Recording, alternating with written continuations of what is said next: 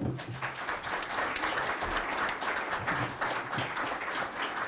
can take one question, Bill. I know you got something to say.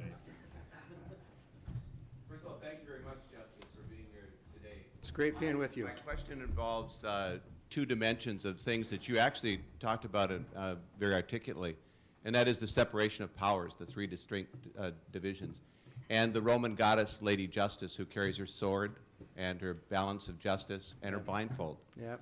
And recently there's been a lot of news in the media. Senator Thomas Carper and Representative John Conyers scoffed at the idea that they should read the health care legislation in its way through Congress, and went on to say that they complained that reading would bring government to a standstill, that the 1,427 pages, it would take at least 12 hours on tough legislative timeline to read that. And it goes on to say in that editorial that federal laws become so incomprehensible because Congress has inserted itself into every aspect of American life. My question is, as a result of that particular attitude, has the justice level of separation seen a requirement to take the blindfold off of Lady Justice and become itself an interpreter of legislative intent? Thank you. That's a great question. As an aside, there are three co-equal branches of government. We were in Hibbing, our court, and we had a case there.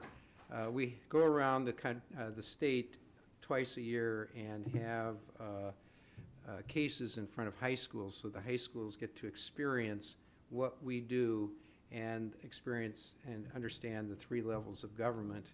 And then afterwards, we stand for questions. The questions that went to Justice Page was, what do you think of Brett Favre working for on the Minnesota Vikings? When it came to me, there was a kind of a twitter when the person came up, and you could tell this was kind of the class jokester. And he said, Justice Dietzen, what do you think about legalizing marijuana? And I thought, oh, great. And then I thought, well, there are three co-equal branches of the government. The legislature makes the laws. It's up to them. We're not going to address that. And I actually got a standing ovation, and off we went.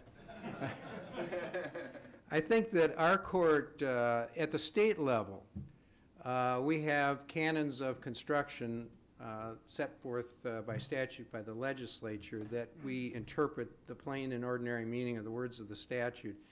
It's not often that we actually go to what you'd call legislative intent.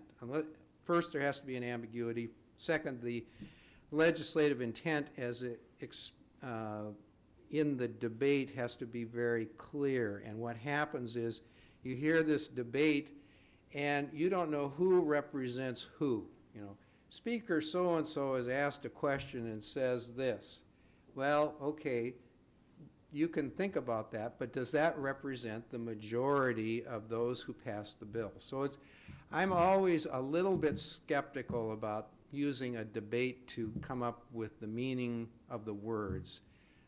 In the cases I've had, we've never had to resort to that level.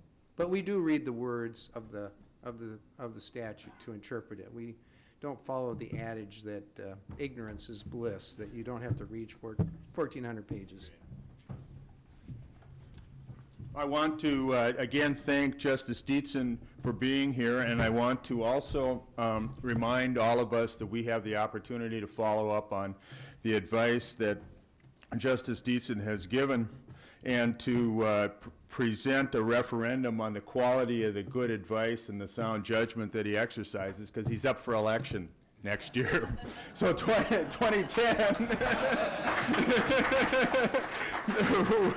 we will see him.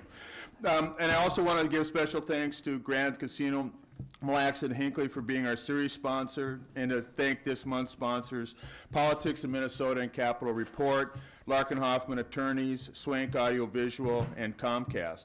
Thanks for joining us this morning. Remember to come back on January 8th, where we have our 2010 legislative session preview. So this is a taste of one issue. We'll hear about a lot more at our January breakfast. So have a great weekend. Thanks for coming out.